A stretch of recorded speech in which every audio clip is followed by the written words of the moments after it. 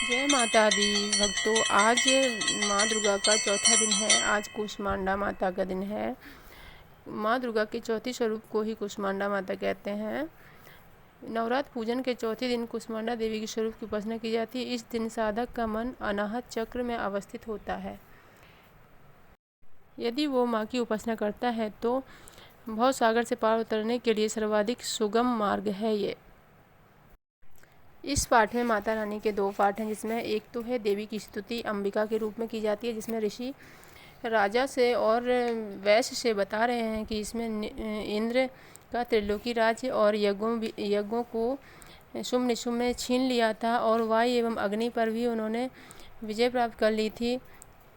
इसलिए उन देवताओं को अपमानित और पराजित एवं अन्य राज्य भ्रष्ट करके स्वर्ग से निकाल दिया था, जिससे देवता परेशान होकर के देवी माँ की स्तुति करने निकले ताकि देवी माँ उनकी रक्षा करें। देवता स्तुति करते हैं, ज्योत्सना रूपिणी इंद्र स्वरूपा एवं सुखमयी को निरंतर नमो नमः। अत्यंत सुंदर एवं अत्यंत भयंकर रूप वाली देवी को बार बार प्रणाम।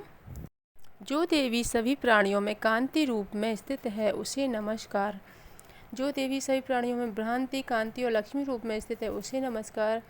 जो देवी समस्त जीव मात्र में वृत्ति रूप में स्थित है उसे नमस्कार। इसी प्रकार कई दिनों तक इंद्र ने देवी माँ की स्तुति की। ऋषि बोले, हे राजन, जब सभी देवता इसी प्रकार स्तुति कर रहे थे उस समय श्री गंगा जी के जल से स्नान करने के लिए श्री पार्वती जी आईं। तभी पार्वती जी ने सभी देवताओं से पूछा, तुम किसकी स्तुति कर रहे हो? तभी देवी माँ के शरीर से शिवा जी उत्पन्न हुई। उन्होंने कहा, ये दैत्यों से सताए हुए हैं, ये हमारी स्तुति कर रहे हैं।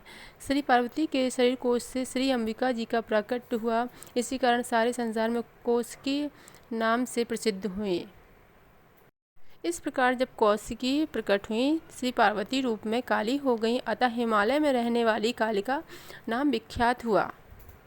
इसके बाद शुंभ निशुंभ के सेवक चंडमुंड ने वहां आकर अंबिका देवी को देखा। उस समय वह परम रूप सुंदर रूप धारण किए हुए थी। उन दोनों ने शुंभ निशुंभ को जाकर यह बात बताई कि हिमालय में एक कांति से प्रकाशित करती हुई परम सुंदरी स्त्री बैठी हुई है, तुम्हें उनको ग्रहण करना चाहिए। तब शुंभ निशुंभ उनके पास दूत भेजते हैं कि वो उनसे विवाह रचाएं, क्योंकि उनका वो त्रिलोकीनाथ बन चुके हैं, शुंभ निशुंभ ने कहा, और उनका सारी चीज़ों पर उनका ही अधिकार है। त्रिलोकी भर के उत्तम सभी रत्न मेरे अधीन हो चुके हैं, ऐसा शुंभ निशुंभ ने कहा, और इंद्र का ऐरावत हाथी भी मैंने छीन लिया है। देवताओं के लिए क्षीर समुद्र से उच्च स्रवा नामक अश्वरत्न प्राप्त हुआ था, उसे भी मैंने ले लिया है। तब माता ने कहा, जो मुझे इस युद्ध में जीत ले और मेरे समान बलधारी हो वह मेरा भारता होगा। मुझे जीत कर मेरा शीघ्रता से पारिग्रहण करे। दूत बोला, तुम्हें अभिमान है इसलिए तुम इस तरह की बात कर रही हो। दूत ने कहा, जब तुम्हें शुंभ केस पकड़कर घसीटेंगे तब तुम्हारा सारा गौरव नष्ट हो जाएगा।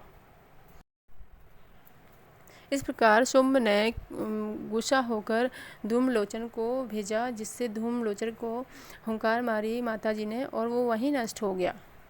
इसके बाद सभी दैत्यों को मार गिराया और कथा यहीं ख़त्म होती है। धन्यवाद।